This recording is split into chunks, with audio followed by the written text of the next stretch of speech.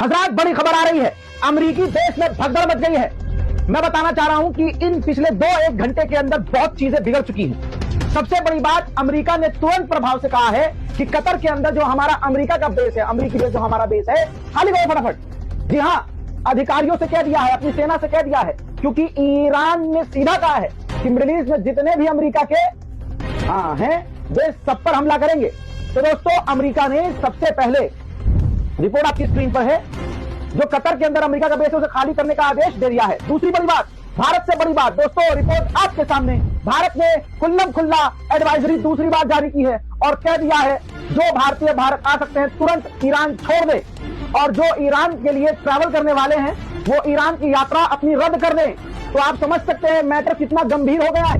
उधर ईरान ने बिल्कुल सीधा कट टू कट, एक बार फिर से बता रहा हूं, रिपोर्ट आपके सामने, कंफर्म है रिपोर्ट दोस्तों, ईरान ने एक बार फिर से वार्निंग दी है अलग अलग देशों को, सऊदी अरब, यूएई, तुर्की और कतर को सीधी धमकी दी है कि आपके यहाँ जो अमेरिका के मिलिट्री बेस है, अगर उसका इस्तेमाल अमेरिका ने हम पर किया हमला करने के लिए, तो हम आपके मुल्क में मौजूद इन अमेरिकी बेस को निशाना बनाएंगे। आजाद, मामला इसलिए और गंभीर है कि नेतन्याहू, इजराइल का प्रधानमंत्री, देश छोड़कर हवा में चला गया है। जी हाँ, ऐसा तब होता है जब देश पर हमला होने की संभावना होती है और प्रधानमंत्री या राष्ट्रपति को डर होता है कि मेरी लोकेशन को, मेरे एरिया को, मेरे घर को, मेरे दफ्तर को निशाना बनाकर मुझे मारने की कोशिश की जा सकती है। इस वजह से राष्ट्रपति हो या प्रधानमंत्री वो आसमान में उड़ने लगता है, जहाज में अपने बैठ के वो उड़ जाता है। दोस्तों, वही रिपोर्ट आ रही है कि नेतन्याहू प्राइम मिनिस्टर जो इजराइल के हैं, वो इजराइल से जहाज में बैठकर उड़ चुके हैं। ठीक है, वाई नेट ने यह कंफर्म किया है। उधर आपको बता दूं कि ईरान के विदेश मंत्री और अमेरिका के विदेश मंत्री के बीच जो बातचीत का आखिरी एक होप थी कि भाई बातचीत के जरिए मामला सुलझाया जा सकता है, नहीं पता क्या हुआ, लेकिन जो अपडेट है मेरे पास वो ये है कि सस्पेंड हो गई है बातचीत। जी हाँ, रिपोर्ट हमारे पास आ रही है, बातचीत अमेरिका के विदेश मंत्री और ईरान के विदेश मंत्री की सस्पेंड हो गई है, बातचीत भी बंद हो गई है। आजाद, यमन के जो अंसारुल्लाह है, हुथीज हैं, वो भी अपनी फौज को रेड अलर्ट पर कर चुके हैं।